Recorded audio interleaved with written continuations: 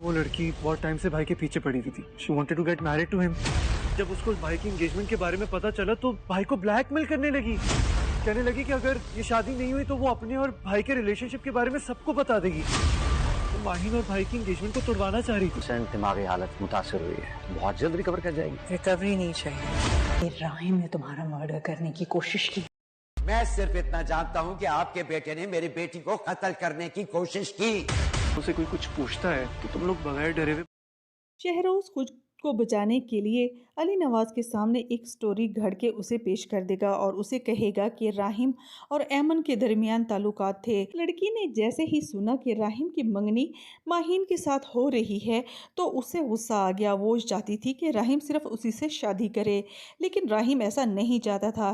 اسی لیے تو اس نے اس کی بدتمیزیوں کے جواب میں اسے خوب سنایا, لیکن وہ لڑکی باز نہیں آئی اور اس نے دھمکی دی کہ اگر اس نے سب کو نہیں بتایا تو وہ ماہین کو اپنے اور اس کے رشتے کے درمیان. راہیم اس کی بدتمیزیوں سے کافی تنگ آ چکا تھا اور اسی غصے میں جب اس نے ایمن کو تھپڑ مارا تو اس کا سر ٹیبل پہ جا لگا, جس کی وجہ سے وہ کافی زیادہ زخمی ہو گئی.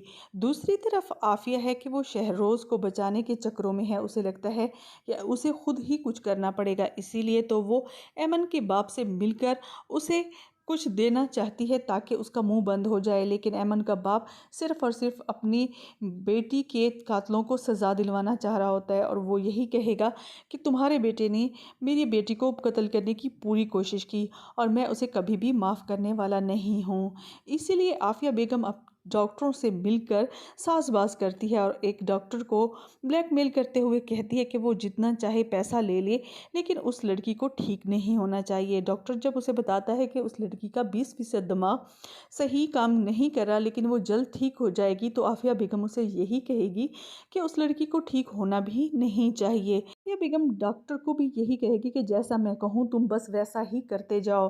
اسی لیے عافیہ جیسے ہی ہاسپٹل پہنچے گی وہ ایمن کو دھمکی دے گی اور کہے گی کہ اگر تم نے راہیم کے خلاف بیان نہ دیا تو میں تمہیں ایسا سبق سکھاؤں گی اور تم کبھی بھی اپنے پاؤں پر اس ہاسپٹل سے واپس گھر نہیں جا سکو گی. میں جیسا کہتی ہوں تم ویسے کرتی جاؤ اور تم صرف راہیم کا نام لو اور کہو کہ تم پر حملہ راہیم نے کیا تھا. ویڈیو پسند ہے تو اسے لائک کیجیے گا, شیئر کیجیے گا.